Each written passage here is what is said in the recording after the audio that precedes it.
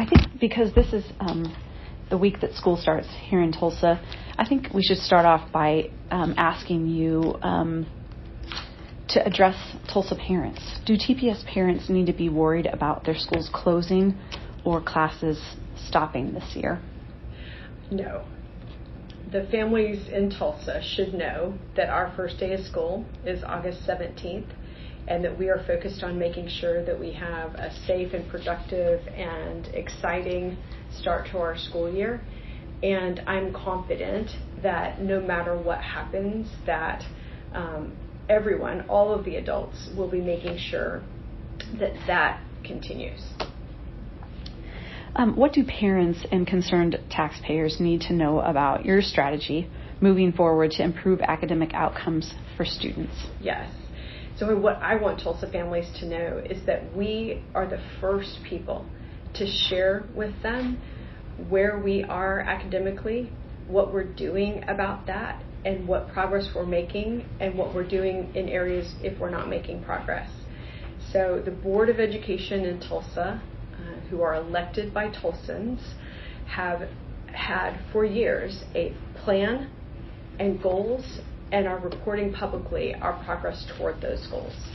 And that made a difference in our first plan, and we saw significant increases in our graduation rate and our continued growth of access to higher level courses for students and so forth. And in the new plan, the board has also been very clear with the team at Tulsa, and including me, about where we should focus and how we're going to track our performance toward that.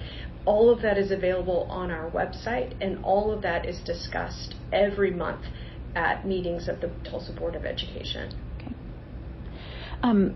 You can't be okay with the status quo, right? I think it's important for people to hear from you about how when you reflect on the position of the district in terms of student outcomes, and you have this great responsibility that you've accepted in leading the district. Yes. How do you feel about where you are this many years into the position that you hold with the pandemic that had occurred in the middle of that time? How do you feel about the status quo, and when you think about your career moving forward at TPS, where do you want to get the district? We do not accept the status quo, and we are very public about that. We are the first people to tell Tulsa that we are not where we want to be, but I also think it's really important for Tulsa to know what they should be proud of when it comes to their public schools. That we have some of the best public schools in Oklahoma, that we have areas where we have evidence of growth around increase in access to advanced placement courses, to increase in opportunities with concurrent enrollment with Tulsa Community College and beyond. Many times over and again, the numbers of students in Tulsa who are accessing career and technical education, both within our high schools and through our partnership with Tulsa Tech, that all of those opportunities have grown and expanded because of the focus and commitment and the work that we have done to serve our students. We have grown a very popular and very research-proven way of instructing students when related to world languages. So the immersion programs and the dual language programs in Tulsa, which we are internationally known for, have grown and expanded. We now have 3 public Montessori schools, the only public Montessori schools in Oklahoma, and among some of the few nationally as well, and that's something else that we have launched. We have universal pre-kindergarten programs that are also research proven and make it a very special opportunity for people within our district. So there is a tremendous amount of work that we're doing, and we're very clear about what our goals are and what our progress is toward those goals, and all of that is available on tulsaschools.org. What do you say to Ryan Walter's claim that Oklahoma City Public Schools has been more successful in getting schools off of the state's failing list, the F list, he calls it, and that they're more successful in having a strategy to remove more schools from that failure list this year? So We have a great relationship with the Oklahoma City Public Schools, and there are areas where they admire our work, and there are areas where we're looking at their work, and we are and should continue to be collaborating as a state. And that should be true with educators statewide, and the leadership for that should come from our state superintendent of education. When you're looking at school grades, there's a tremendous amount of context that's really important for people to understand. And when I say this, I say it not to take away from the really good work that Oklahoma City Public Schools is doing, but it is context that matters. And that is that Oklahoma City has closed a significant number of schools. And among their schools that had an F grade, about half of those schools were closed. And the way that the state accountability system works is that when that happens, then the grades are reset again. And so I just think that context is really important. I also think it's important for Tulsans to know a few other things about state grades.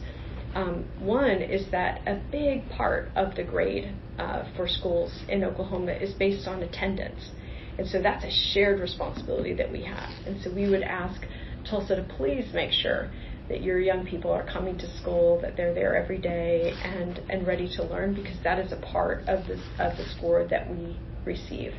The other thing I would say, especially when we're looking at this over time, including over many years, that the system has changed very dramatically over time. And so the standards have gotten higher for learners in Oklahoma, which is a good thing. We want to have high expectations for the children of our state. The assessment that we use to measure our students' progress is more difficult as a result, which again, we want to have high expectations. And then the calculation that's used to determine those school grades has changed significantly as well. And so when you look at all of that, that context matters, because when you're looking back at however many years ago and what was happening, you have to understand that it isn't a constant trajectory that one could be, might imagine. That it's almost like how they say, the goalpost is being moved. And in other states, and I've done this work in 6 different states, including having served as state superintendent in 2 different places, when you raise expectations, you have to change your behavior. And in Oklahoma, the phenomenon has been different from that. So it's very common, for example, when a state raises their expectations and introduces a new assessment, it's very common for the state test scores statewide to go down, and that happened in Oklahoma, and I believe the first year was 2017. But then what happens almost always is that those scores start to go up again when the new standards, those higher standards, come into play, and people understand what those expectations are and start to learn those standards and align their curriculum to what those standards are. Those scores start to go up again, and that has not happened in Oklahoma.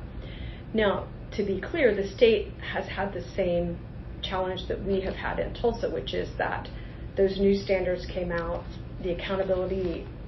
the new accountability system was implemented for the first time in 2018, and then there was only one more year before that, before the year of 2020, when Governor Stitt closed all the schools in Oklahoma in the spring. And so there was that interruption for all of us, and that's true for Tulsa, for all of Oklahoma, and for schools nationwide. Overarching thread of this whole last 2 to 3 weeks has been Ryan Walters versus Deborah Gist. There's a big target on you, it seems. In reflecting on that, do you think you could have done more to seek him out and ensure he is well informed about Tulsa's own strategy and plan for improvement here? Our plan for improvement, both Destination Excellence, the plan that we had, and now Pathways to Opportunity, the plan that we have now that our Board of Education put goals in place that were based on what they heard from Tulsa, what we all heard from Tulsans. All of that is public. We have shared that from the beginning. It came from the people of Tulsa into the district, and it is now the plan that we share with Tulsa. All of that is available to everyone and has been throughout this entire experience. I think that, you know, where we are is leading a district, just like every other district in the state, with some very, very difficult conditions. We don't take those conditions as excuses, but they are a part of our experience. And so I think the biggest that most people recognize is that because of the investment that Oklahoma makes in our education, we're among the last in the country, and we are last in the region. Because of that, we have a catastrophic teacher shortage that has grown more and more and more problematic for years now. And we're grateful to the legislature and the moves they made in 2018 and then the moves they made just this year in 2023. But everyone in Oklahoma needs to be working together to address that. And I think focusing on Tulsa in the way that the state superintendent has been incredibly unhelpful and unproductive. It's not happening in a way to understand, let alone to support us in our work, and instead seems to be intended to distract and disrupt.